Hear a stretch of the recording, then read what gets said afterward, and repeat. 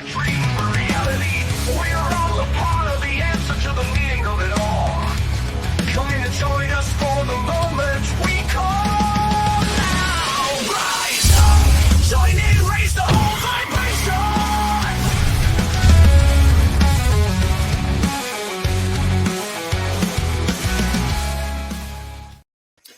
Hello, hello, hello. Welcome to the live stream of consciousness. You made it.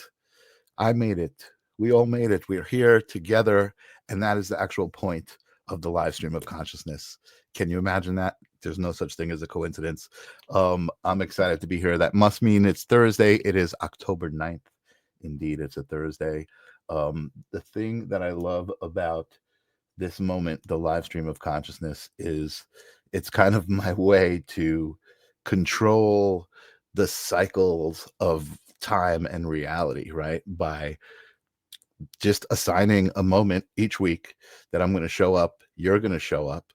We're all here. We've created the moment already just by being here, and make something happen. And that's what's happening. So if you are here, please do me a favor. Type #live into the comments, give it a thumbs up, interact with it somehow on the device that you're watching it on, because that tells the algorithm that we're here and to get ready for another awesome conversation and an awesome pulse into the flow of everything. That's what we're about to do. So hello, and welcome. I don't know if anybody's out there, because it looks like I'm not seeing anything happening. So if I am live, somebody just type in live for me, even if you don't feel like it. So I know that this is live. I think that it is. It's red, like it says live, but I'm not sure. Anyway, it doesn't matter, because I'm here, I'm live, I'm alive, and I'm going to remind myself what it means to be alive right now. If you guys would indulge me in clearing out the space sonically with some sage.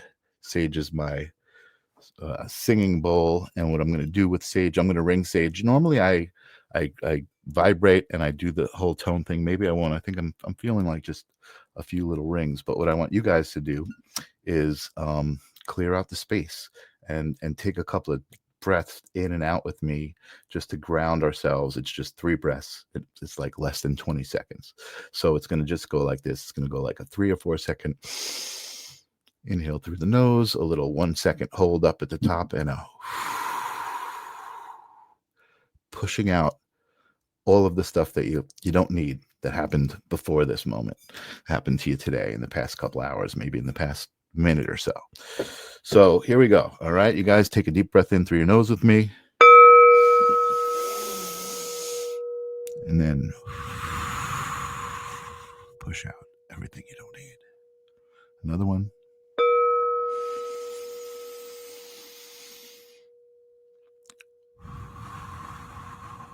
Pushing out what you don't need. Oh, it feels so good to push out what you don't need. I love that. One more time. Bring it into love. Bring it in the moment. Pushing out that stuff. Let's not even give it a name. Let's not speak it aloud, because it's stuff we don't need, and it's gone. I love that. Here we are. I'm here now. I'm feeling good. I see Helen Wagner out there. Thank you, Helen. And she's saying hello, Michael and Suri. Good to see you, Helen. You're in for a wonderful conversation. Excuse me.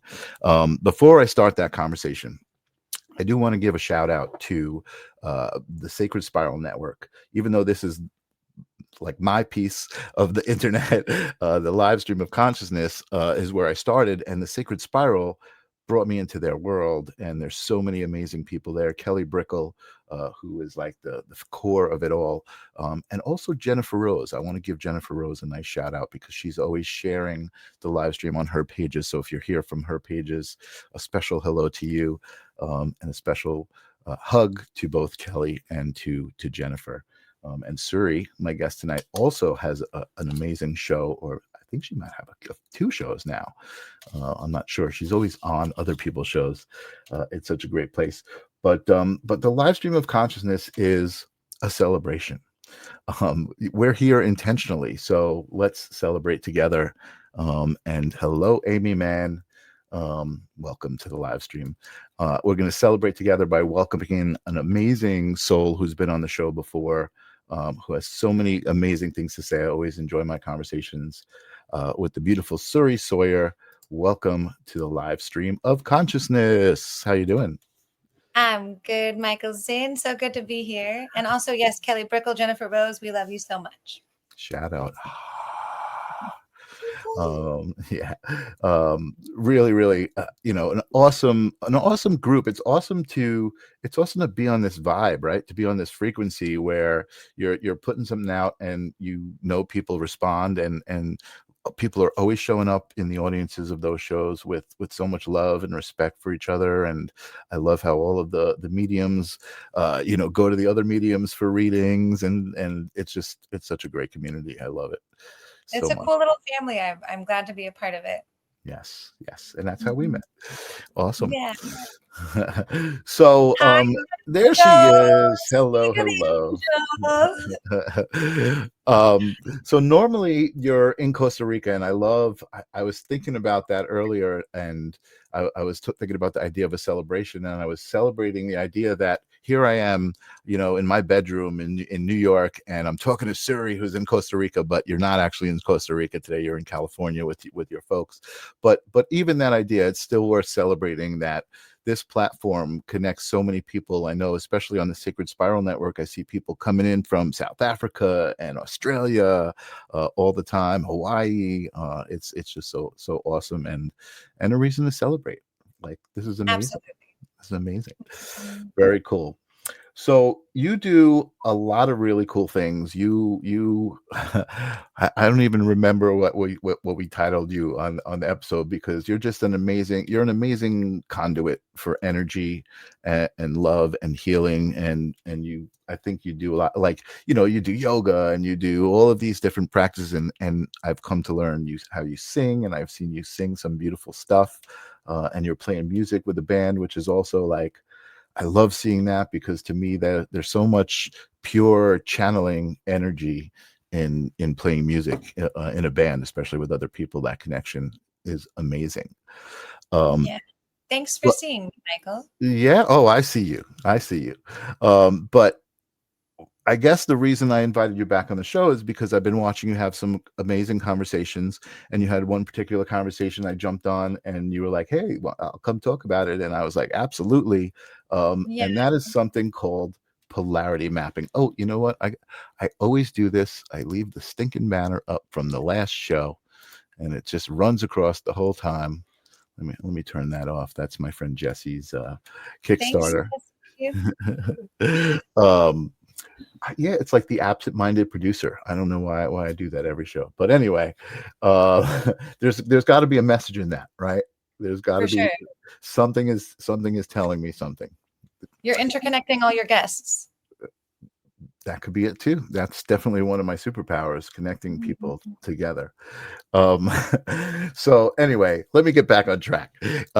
You were talking about this specific practice of polarity mapping, which I didn't even really know what it was, but I said, it's going to be from Suri. It's going to be amazing.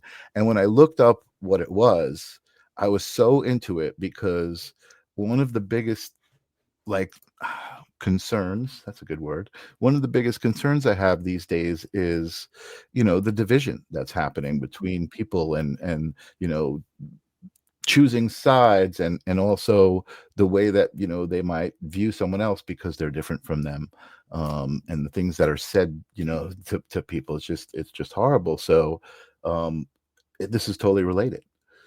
Absolutely. Yeah. Well, So it was recommended by Jennifer Rose. Rose was recently, she said, "Sir, you have to do a show on polarity mapping soon. Like, the world needs to talk about this and look at it from a medicinal perspective." And then I think she said, "Go on Michael's show." And I was like, okay. And I'm in full agreement right now. I mean, I think polarization is part of the human experience, no matter how you want to assemble or disassemble it. But even that division, all diversity comes from one thing. All all things are an expression of this one unity consciousness, but that it's expressing itself in all of these different forms, which how it plays the game with itself is it's sort of like, well, if there's hot, what does hot play with?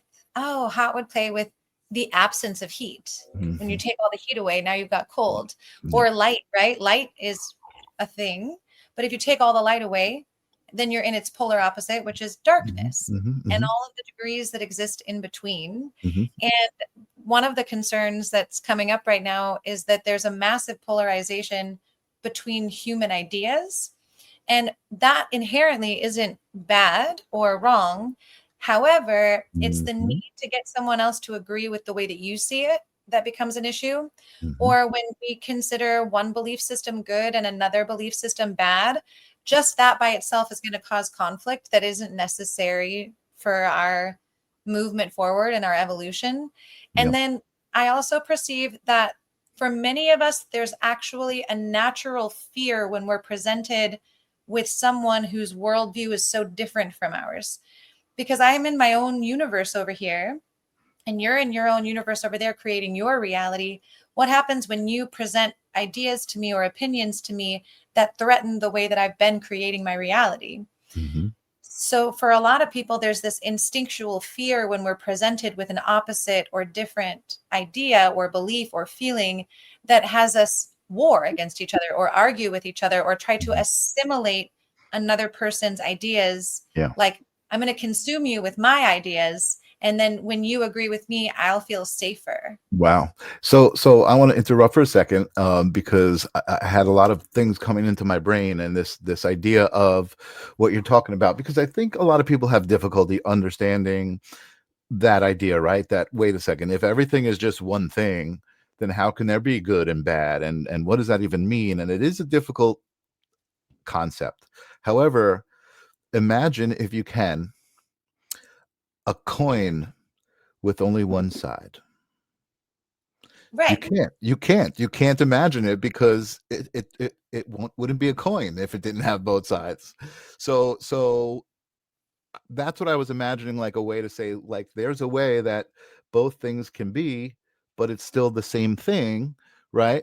But it also relates to what you were saying about opinions about things and the way you see something, because imagine if you're on one side of that coin, you have no idea what's on the other side of that coin or what it even means.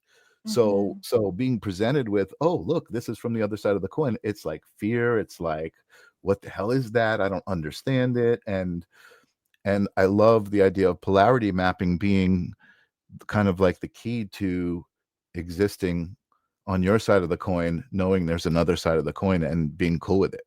Is that accurate, would you say? 100%. And the funny thing is both sides of the coin are still the same coin. It's all one. I think that's a fundamental aspect of that analogy too. And also, in a certain way, one side of the coin creates the other side of the coin. Like, they create each other. And so that's another fundamental like thing too, is that sometimes when we get really polarized in a belief or way of being, we actually create the polarized opposite. And this is kind of an extreme example, but the like this polarized idea of like marriage is only between a man and a woman. This is how it is. Like, it's keep it this way. And then on the other side, it's like, wait, couldn't it be for everyone? And but like in some weird way, those two camps are creating each other because they're responding to each other in the stimuli. So a lot of the issues that arise are actually created by the nature of like attraction. Right. I love it. And I think Helen's a good friend of mine. I think this is going to be a great conversation for her to listen to, because she says, I'm polarized within myself. My higher self has been at war with my lesser self, one half angry and the other trying to maintain calm and love. It makes me feel like I'm crazy. I must be delusional to believe so differently from so many others' perspective and perception. So I think this is a good conversation for people who might feel similar to that. Like, wait a second, I'm all about love, but I do get upset about things. I do like the thing that I talk about with Janice a lot is judgment, right? Because there are moments that I'm like, oh, look at this guy, and I feel it. I feel it in my essence. I'm like, why am I judging this person? Why am I feeling this way? And it always, it's just evident, right? And that's why I want to hear the conversation, because it's okay to feel that way. It is. It's perfectly wonderful. Helen, if you're open to it, go grab a journal and a pen. And then as we go through the polarity mapping, I'm going to have you do your own with this idea of angry and calm.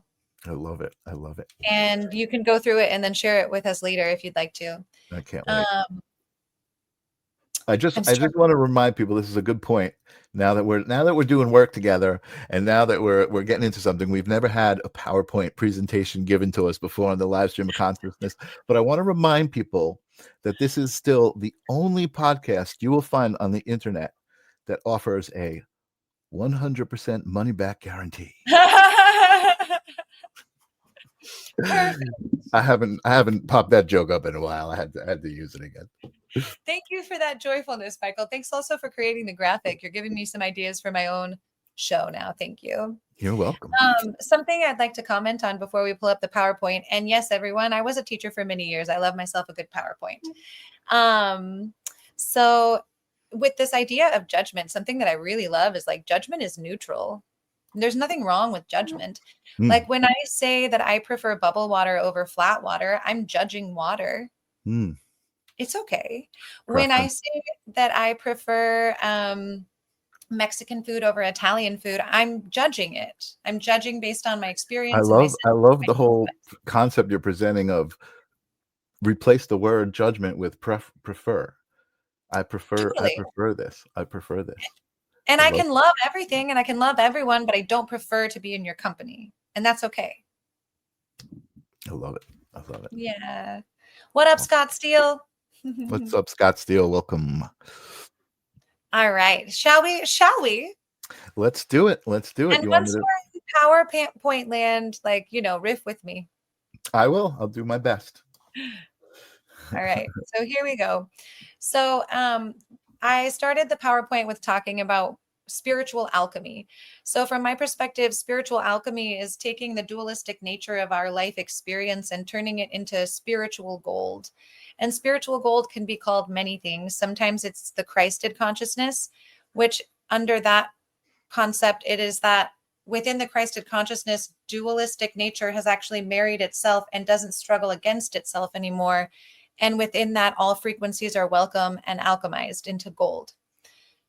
So spiritual alchemy is the practice aimed at transforming the raw base elements of the human experience, our dualistic nature, into the third energy, beyond duality, or spiritual gold. Rumi referred to this concept in his writings. Out beyond ideas of wrongdoing and right doing, there is a field. I'll meet you there. When the soul lays down in that grass, the world is too full to talk about. Ideas, language, and even the phrase each other don't make any sense. Wow.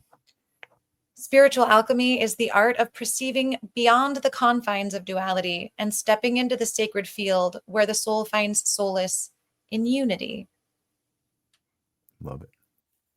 Yeah. Any questions, comments, or feedback before we continue on there? No, I'm loving this.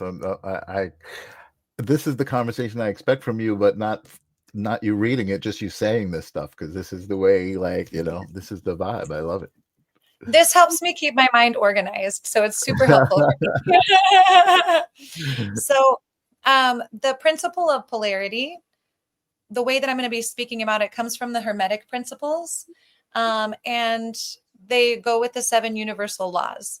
So the 7 universal laws are: 1, the law of mentalism, all is one, all is mind; the law of correspondence, as within, so without, as above, so below; the law of vibration, nothing is actually ever at rest, everything is in constant motion; the law of polarity, we love you, polarity; the law of rhythm, everything has its tides, everything has an ebb and a flow; the law of cause and effect, every cause has an effect, every effect has a cause; and the law of gender, there's an inherent nature to which creation and manifestation requires a generating force and a receiving force.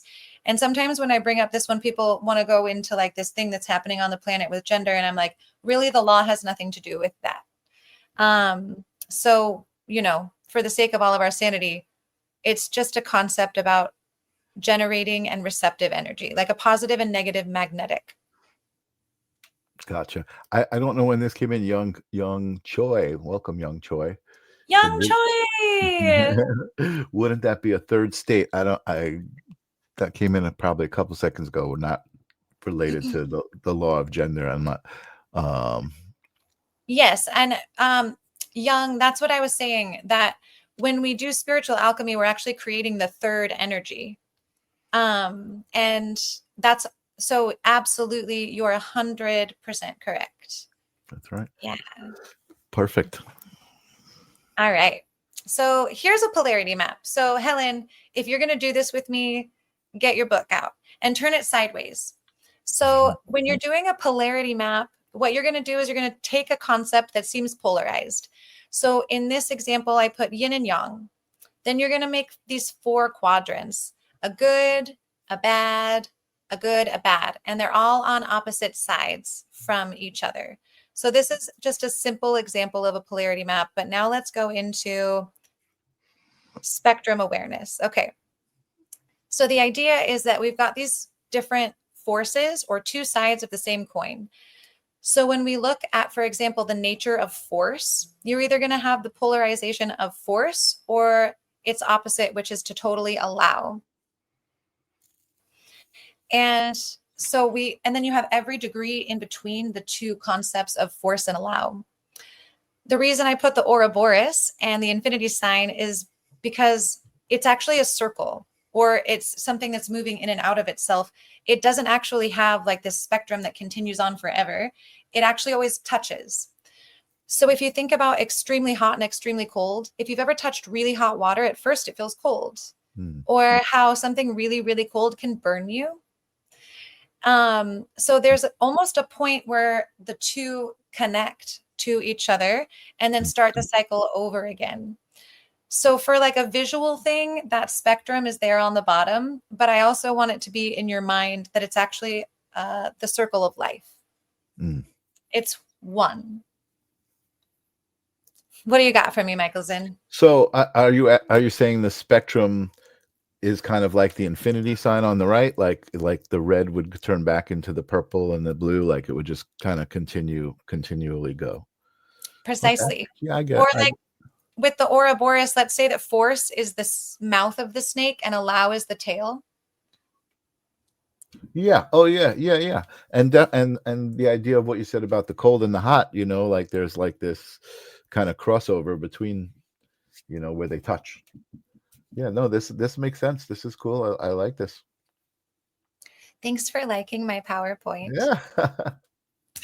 All right. So as a collective, for all of you watching, look alive, get your fingers on your, what do you call that? Your typing pad, because I'm going to ask you to participate in this next one. So we're going to do a polarity map on the concept of force and the concept of allow. So as you look at these 2 concepts and you look at, okay, well, what's good about the energy of force?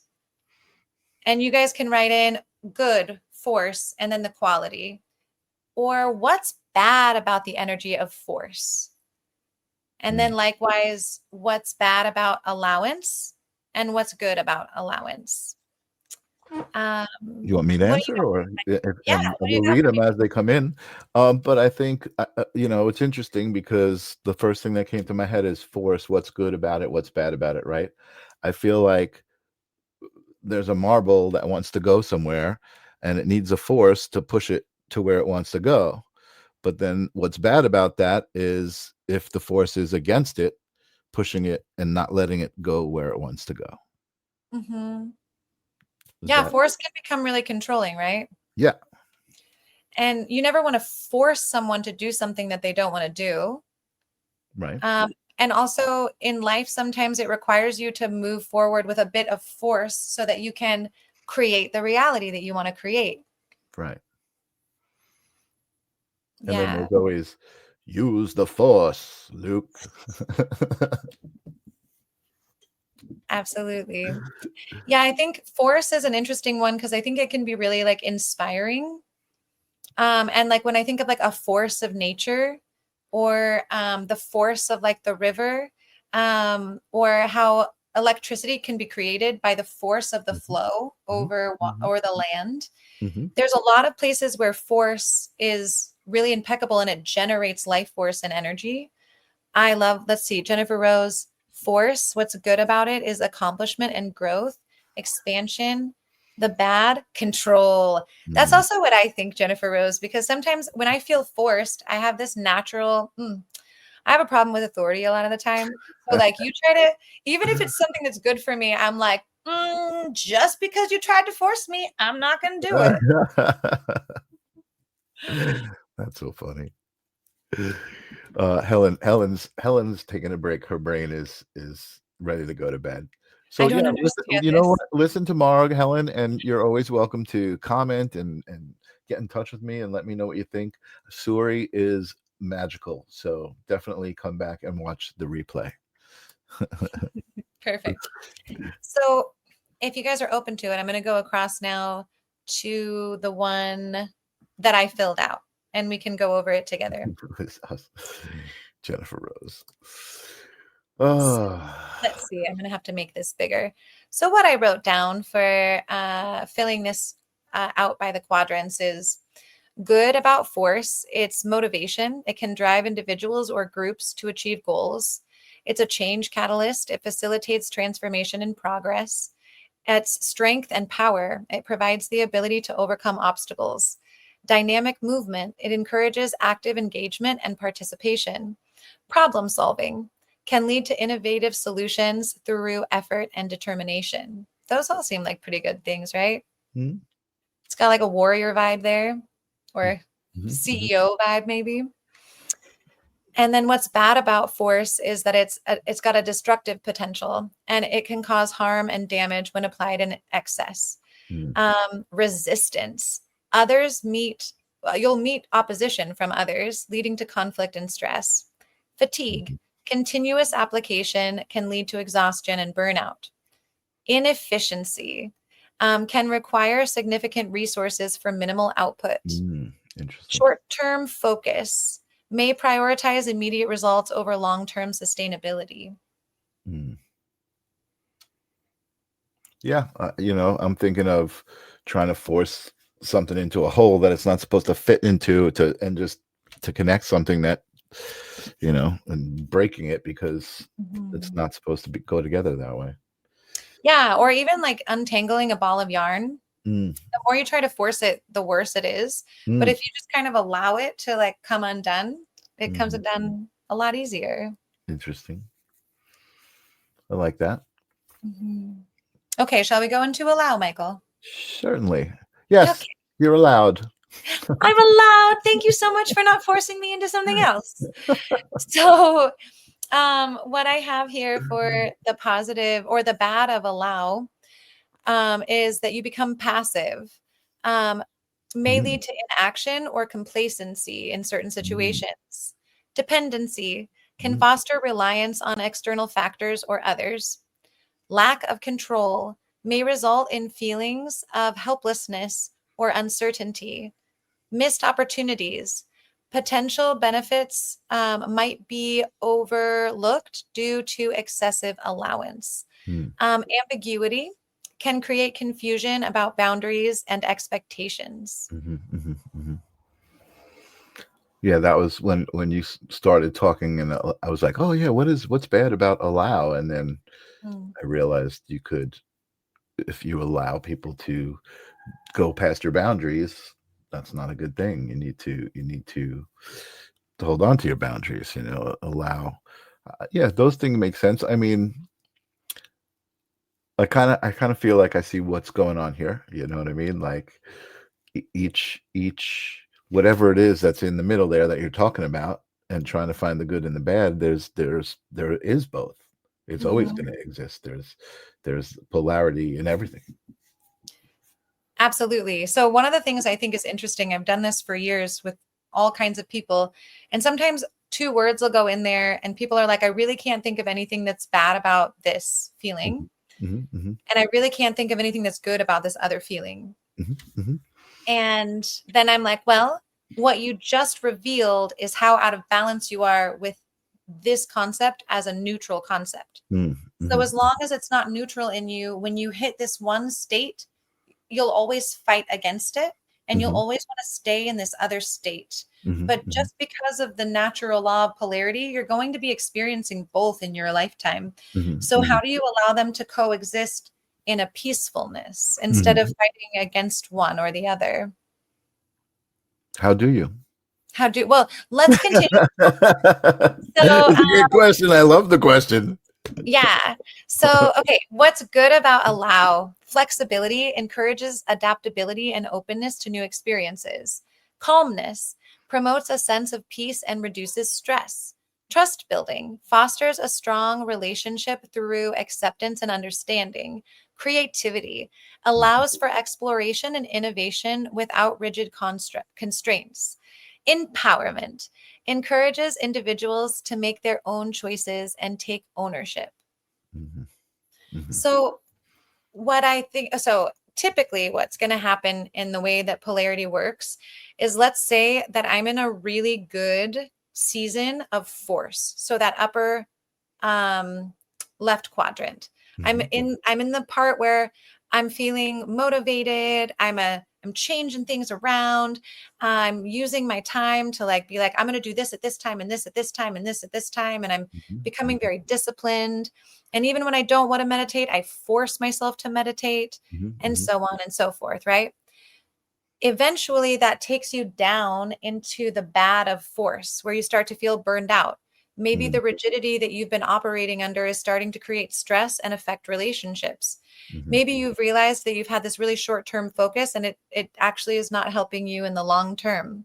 So you go from the good into the bad, which almost always leads to the bad about allowing, because you've tried the force thing and it's not working. So then you become, well, I just kind of give up and I'll just allow the universe to do what it does. And then you may become complacent, miss opportunities because you've gone into such a state of allowing, which then usually launches you down into the last quadrant, which is the good of allowing, which opens up the doorway again to the good of force. I see that. Yeah. I get that now. Yeah. Okay. This is starting to become clear. Yeah. Hang on. I got to shout out to Jennifer Rose. Shout out. Do it. Everything turn, turn, turn. There is a season, turn, turn, turn. Nice. Ha ha ha. Resonates with Courtney. Awesome. What's up, Courtney Lopez? Thanks for being here, Courtney Lopez. So here's what happens. So sometimes we want to be in one quadrant and not the other quadrant. I think we've all known people who are really in the quadrant of they live their life by force. And you may notice that those people actually repel a lot of other people because they don't want to be controlled. And then you've got people who really live in that allowing category, where I think I'm more on the allowance category, where I'm like, it's the surrender experiment, everyone. Like, life be doing what life be doing, and we just kind of see what happens and we flow with it. But as a result, I've ended up in some situations where I'm like, you know what? If I just took a little bit more accountability and I used a little bit more of my creative force to navigate this, I could avoid situations like this. So it's about noticing where you are in the dynamic and also having the allowance of all 4 quadrants, like almost at the same time, no longer allowing the mind to separate the sensations into polarized places, but realizing they're actually the exact same nature. I love it. Cool. You got any comments? I mean,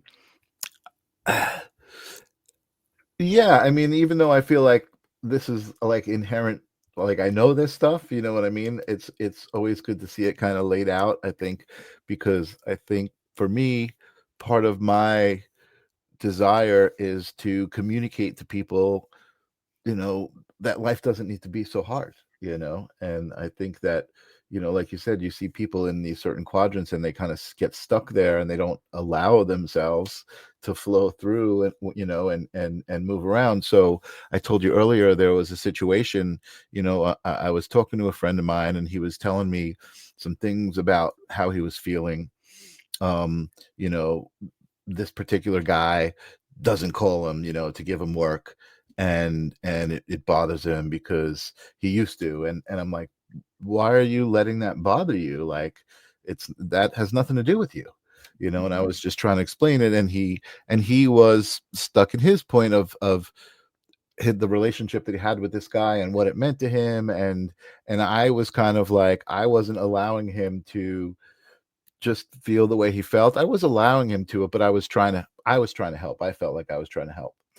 And so we just got into this conversation and he started getting really mad at me and yelling at me, and you're not listening to me, and whatever it was, he was getting mad and yelling. And I kind of like, I just like chuckled a little bit, because to me, I was like, wow, you know, look at what I just felt very different from him. I don't want to judge right now and say, you know, you know, that, oh, look at what you're letting this little thing do to you, right? Because that's how I was seeing it. And it was just an interesting moment. And then he got mad when I just chuckled a little bit, because he felt that was condescending, and that was not how it was meant at all. But I guess in a way the chuckle was meant to be like, wow, like, I'm way past that, right? And again, that's a bit of judgment, right? Like, if I'm ahead or behind somebody, right? So it was just that whole process of the reflection of it all, even though like he handled it completely different than I would have. And so that caused that moment, and it was okay. And later he, you know, he texted me, he's like, I'm sorry, I got a little uppity. And I said, me too. Like, you know, like, I'm sorry, you know, I chuckled. I realized how it could be condescending, and it wasn't meant that way. You know, I love you, you know, and it gave me the chance to say I love you. You know what I mean? It gave him the chance to say it in his way, you know. So I don't know. I feel like that's related to this whole thing, you know, by It feels very related. I Yeah. think what you're expressing too, one thing, it's all an Ouroboros, man. So no one's ahead or behind. It's all one beautiful cycle. Right. I perceive personally. Yeah. And when it comes to things like that, where you're having two different perspectives about a giggle, right? Like, Mhm. to him, the giggle meant one thing. To you, the giggle meant something totally different. Right. And when that happens, for me personally, the first thing I do is find the part of me that can really validate that person's feelings, whether or not I agree with it. Right. And just find that place inside to be like, whatever the feeling is that's coming up for you, the feeling is valid. Yep.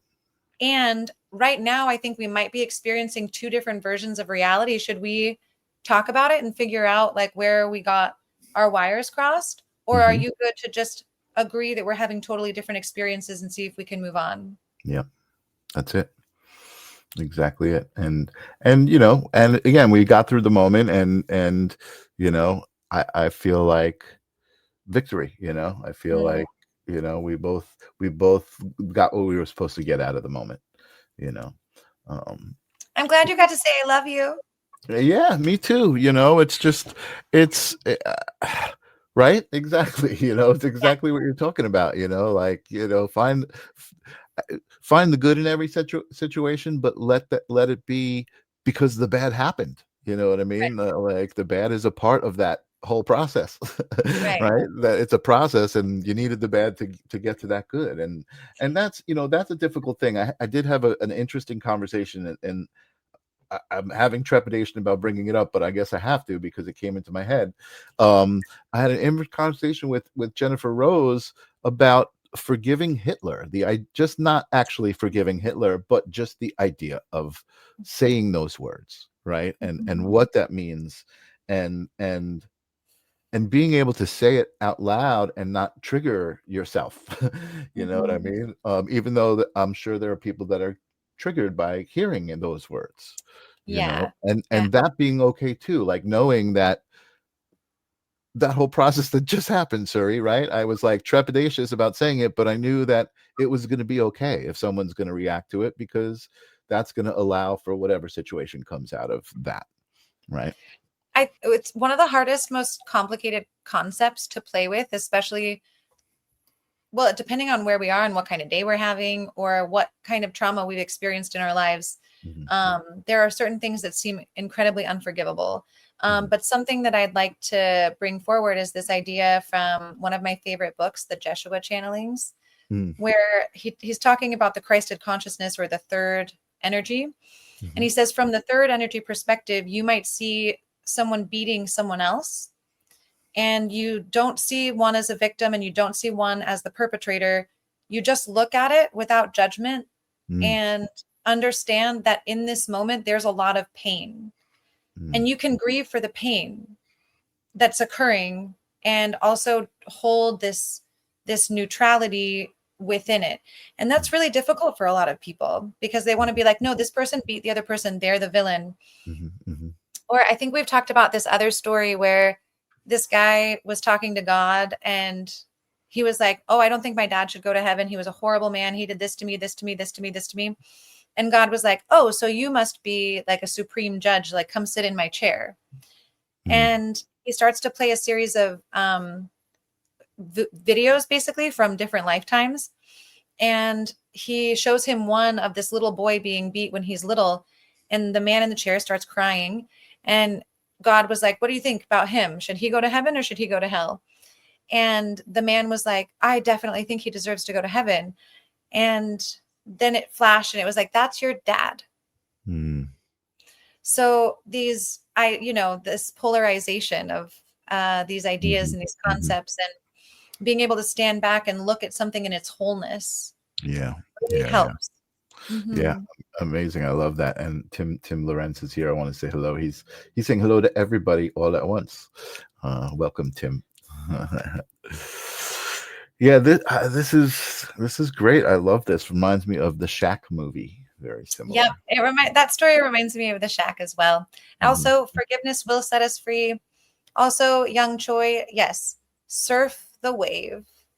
I heard an interesting. I don't know if this is related, but it just came to my mind because I heard an interesting story. A woman was talking about.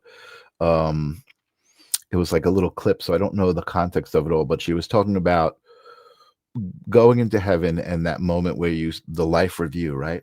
That she was watching her life review, and she realized in watching her life review what her role was in that. She was actually God.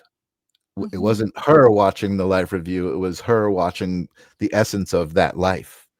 I guess it was. And it just struck me as interesting because of that whole concept of, us being the divine, even though we're all just a fractal essence of the divine and kind of a unique essence of the divine, but also being that we have the divine within us. Right. So I guess I come up against this a lot. Like, what does that mean to me here on the left side of the screen and you there on the right side of the screen, right? Like, but we're just talking to ourselves. We're just one. So that's getting a little bit out there. So I don't. Hi, me over there is Michael. I also have I have another song for you. Are you ready? It's short. If you don't see God in all, then you won't see God at all, at all. Wow, I love that. I love that. And I love that you said hi to me as you. That's pretty cool. Hi. Yeah, hi. That's awesome. It does get wild. It's all one, and that's if I was born on the same day that you were by those same parents in that same part of the world, I would be doing exactly what you are doing. That's awesome. Awesome. And Jennifer sending roses. I love how Jennifer just sends little roses and little love and hearts and things during the show. She's always so supportive. Yes. Oh, Tim is telling us about his long day taking Karen to see a specialist. Yes, it does. Tim is like, it's interesting, right? Tim is a great example of what you're talking about, right? Because to, I think, anybody reading that, they might be like, oh my God, that's so sad. And Tim is just like, I fucking conquered another day. Like I kicked its ass, and here I am at the live stream of consciousness. Hello, everybody. Yeah. That's amazing, Tim. Awesome. What Yeah. a perfect way to show up to this episode. I love it. I did a workshop on this a couple weeks ago, and one of the women in the group is going through a cancer journey as well. And she said, I'm dancing the polarity between courage and fear every day. And she was explaining, she's like, I really understand how to, like, the sensation of holding both at the same time, of feeling like everything's fine. I trust the universe. And then also simultaneously experiencing the fear and the doubt, and how they're kind of coinciding within her at the same time. And every day that she's on her journey with cancer, she's alchemizing those two things more and more, rather than going into one mood and then the other mood. They just kind of blended together. Love that. Yeah. I love that. And Tim says, and Jennifer's, you fucking did, Tim. I love it. Yeah. I love it. Yeah. Tim is amazing. Oh, I got to tell you, I feel so amazingly blessed. And this is what I was thinking about when I was before the show, talking about the live stream of consciousness as a celebration. Like all of you, all of you, you know what I mean? It's just so heartwarming that I'm here in this moment with all of you, and you're all here intentionally. You all wanted to be here. You know what I mean? You're all here of your own will. You know what I mean? Like that just means a lot to me. So thank you. And I always love it, Suri, when you're on your shows, you know, just appreciating the fuck out of everybody who's there. Just like, thank you so much. Like it means so much. And it really does. And I think it's a good testament to this moment, right? And we're talking about polarity, and we're talking about how to deal with it as an individual, but also that it exists out there, right? And Right. I think even that is its own polarity, right? Like we have our own community of people who are so loving and living from love, while this community is out there living from fear. And you know, who cares what they think, because we accept them for who they are, right? Even though even though I feel like, oh, it doesn't need to be that way, and I wish it wasn't, like I wouldn't, how do I put it? I want to say I wouldn't change anybody, but I don't know if that feels right. I don't know if that feels authentic. I mean, I guess I wouldn't change anybody, but you know, I guess I'm not done with this lesson. I need to really truly accept that that's okay. Yeah. Well, something that I think is interesting about this idea of changing people, oftentimes the people we want to change the most are the ones closest to us, and or who are living or believing or perceiving in such a way that we perceive it to be bad or harmful. And I'm not saying that doesn't exist. And the greatest change we can often make is in our own ability to set standards and hold them. So, and within that, we don't actually have to change anyone. If anyone wants to be around us and we're asking them to behave differently, they have a choice in that. There's no force in it. But just to be able to say, sorry, go ahead. I was thinking of that earlier. I was thinking about, you know, like just good versus evil, right? Like I knew from a young age, I didn't relate to organized religion. But there was a part of me that knew that there were two forces, good and evil, and that you choose to align with one of those forces. That was kind of the way I broke it down. And I guess even then I kind of didn't really, like, I wasn't like, well, evil's got to go. You know, I was just like, I'm going to choose to be good because that feels better to me. Right. That feels better Well, to me. Here's a crazy concept. What you perceive as good is subjective. Absolutely. Right. And that's when things get convoluted, because somebody who's doing something that you perceive to be horrible is like, no, I have a good cause and I have a good motive. Right. Sure. Absolutely. No. And so, and then just to continue that, the idea was like, if I come across somebody who is different than me and I don't like what they're doing, like I don't need to judge them, but I can certainly decide I'm not going to stand over here. I'm going to stand over there. Well, okay. So here's the beautiful thing. You can judge it And it's only by judging that you know that you want to hold your standard. Right. Right? I prefer to stand over there. I prefer to stand over here. Yeah, absolutely. Absolutely. Yeah. And then as we move through the world, and one of my favorite phrases, I say it often, is, I'm sorry, we don't do that here.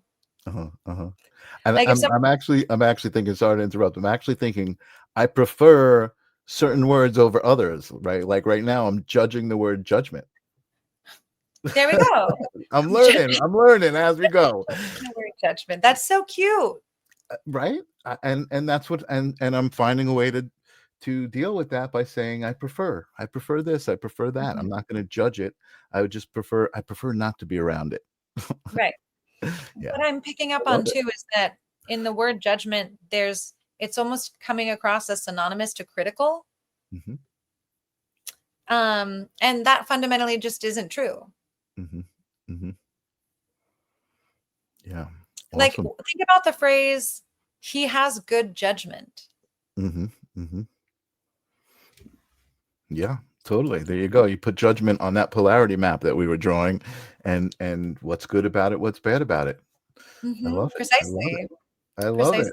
it. Ooh, see, I am learning. You are learning. I have a polarity I kind of want to explore, which I did a polarity map for a group a while back. And the thing that came up was war and enchantment. And to be enchanted, and the opposite of war was enchantment. And I thought that was really interesting.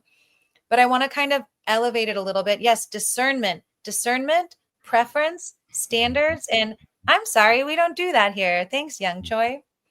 So I'd like to play around with this idea that just for right now, you guys don't have to pick this up, buy it, sell it, consume it, but just for the conversation, what if love and war are the same nature, expressing themselves to polarized degrees? You're not going to tell us? Well, I wanted to like, see. No, it's kind of rhetorical. Yeah. But it's great. I think it is great. I think it is great. And something that is definitely true for me that I can relate to that whole concept is the idea of crying, right? And feeling grief and feeling joy, and then kind of being like, wait a second, these things feel the same. You know what I mean? Like, and so like almost that moment where you're crying because you're so upset, and then you just start laughing hysterically because you're like, it's that feeling. It's just whatever, Yeah. like, there's probably a physiological chemical happening too, but it's the same chemical that comes out when you're in grief, comes out in joy. Right. Well, it's the snake eating its own tail. All of a sudden, the grief gets swallowed, like it swallows the grief and it becomes joy, and it'll keep cycling around. I love it. It's great. What's that saying? All is good in love and war. Is that it? Kind of. Okay, so here's a thought that I have, Michael. Stay with me. I'm listening. What if the idea of war is just basically friction? It's friction. And it's kind of inherently masculine. And then love is just pure beingness, like the womb or the void. It's just kind of holding everything in this like loving thing. But in order for it to move, it needs some kind of friction. And friction isn't bad, but the way that we've started to interact with the need for friction has gotten really out of balance. And so, you want to make good love, you're going to need some friction, right? I was going to say I'm getting a little turned on for some reason. Well, because that's what in almost every mythology, the goddess of love's favorite lover is the god of war. Wow. And I don't think that's a coincidence. I think it's a message to us. It's like, no, actually, these two energies love each other. They're magnetically attracted to each other, no matter what mythology you look at. I love that. Does that mean someone cannot love another without wanting to go to war with them? Okay, interesting question. And I would say not exactly, but have you ever loved something so much you get love aggressions? when you're like looking at a baby and you're like, I'm just smash your face. Yeah, that was a good way to describe. I was like, what is love aggression? But that's a good way to describe it. Yeah, we just got a cat, and I just love, like, oh my god, I just want to squeeze him so hard, like, yeah. For some reason, I want to put your face in my mouth. Yeah, exactly. That's so funny. I think that's one of the manifestations of this friction that comes up when we love something a lot. Mm-hmm. Mm-hmm. For sure. Yeah. For Courtney sure. Lopez, thanks. Amazing. And I'm gonna click that necessary friction to create and learning to do it in different ways all the time and elevating it out of a sense of war as we currently understand it and bringing it into a state where we understand that friction is necessary. So what kind of friction do we want? We Mhm. probably want to be having a lot more orgasms than a lot more guns, right? Like, Mhm. what kind of friction are we creating and how do we up level it? Mhm. And it also makes me think of that very, very fine line between pleasure and pain. Mhm. And like what you were saying, grief and joy, Mhm. it's the same thing. Mhm. So how do we elevate it into a place where we understand that if we have pleasure, it borders on and is the same thing as pain. Right. Right. If we want love and that's all we want to be experiencing, we're going to have to learn how to allow friction, which could be making music, right? Like banging Mhm. on a drum, it's friction. Mhm. Playing a Mhm. stringed instrument, it's friction. So what kind Mhm. of friction do we want to create or play with to allow love to move? Right. Right. Wow. Yeah. So those are really good questions, and I think it's a lot of really good. You're making me think, which is, again, that's what I loved about the first time I spoke to you. I was just like, holy crap, I'm asking questions, but I'm getting answered with these questions that are just phenomenal. Like, it's such a great reflection. And even Courtney was saying, it's just so great she said something about, it's great to watch us grow. Right. So, like, she's seeing me, like, come to terms with the concept, and she's feeling the energy of that. You know what I mean? Mhm. And as a part of her, which is great. That's what we're talking about with the sacred spiral, and that's what we're talking about with the circle and the Uberus and all of it. It's just like, wow, amazing. Suri, can you believe it's been an hour? It's always fun to talk to you. It flies by so fast every time. It's amazing. It's amazing. Yeah.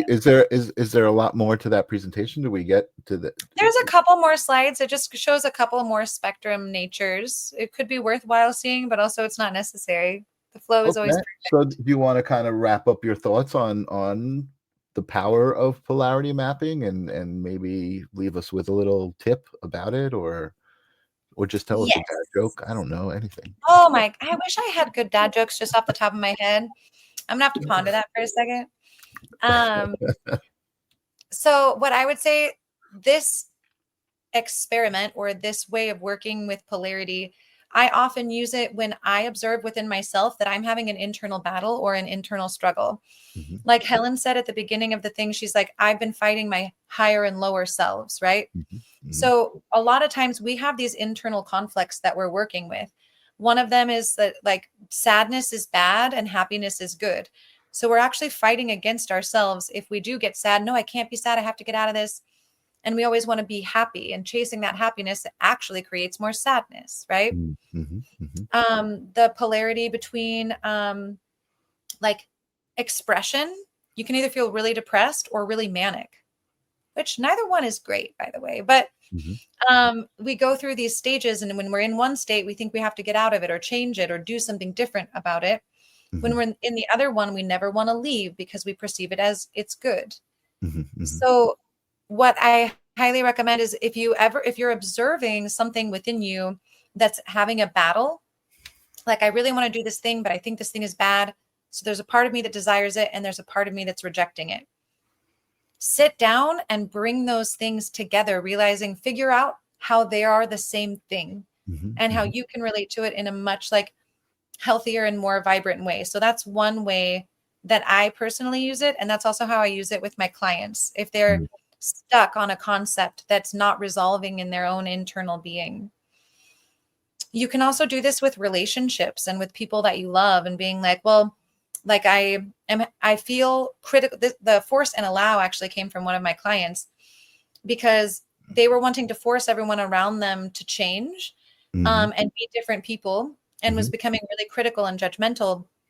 And then I was like, what happens if you just like let them be who they are? Can you accept it?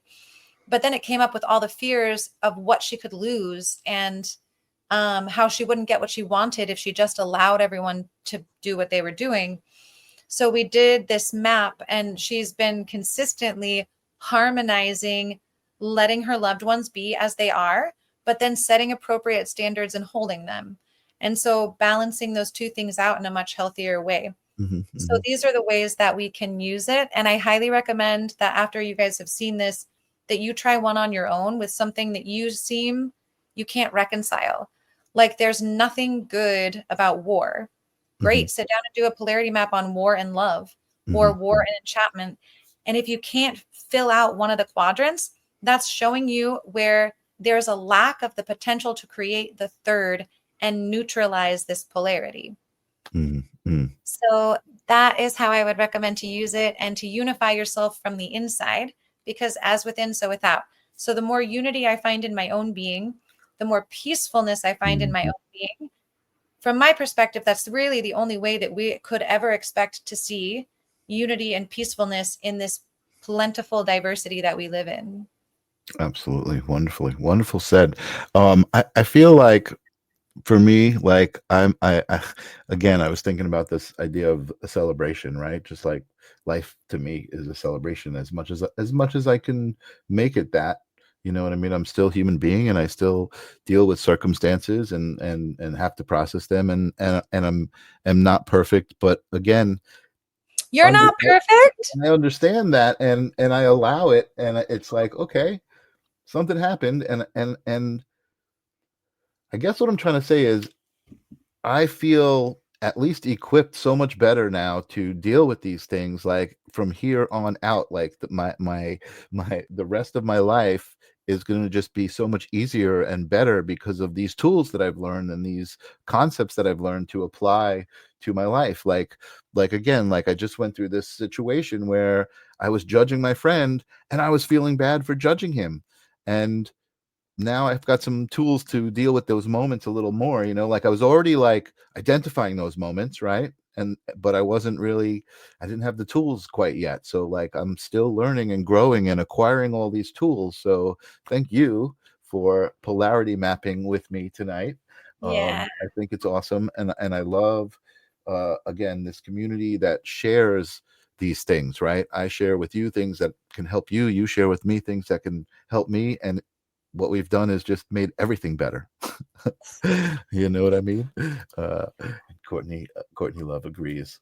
Awesome. Thanks. Suri. We're gonna have to come up with some more cool things to talk about. You're gonna have to come back regularly. I have a million cool things to talk about. I know you do. And for anyone who's interested, if you go to my website, womanbealive.com. Oh, let's see if I have a banner for it. I probably do.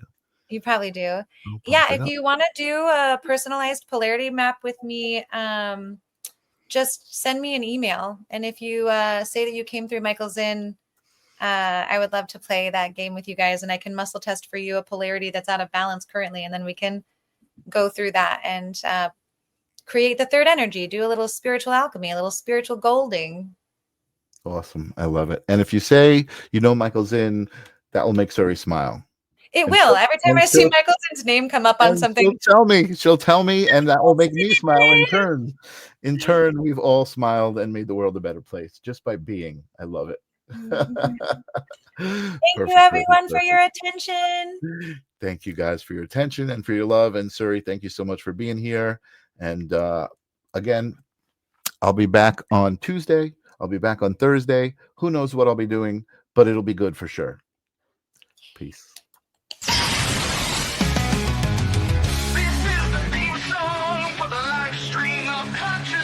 Gotta ask yourself whether reality is a dream or you a dream.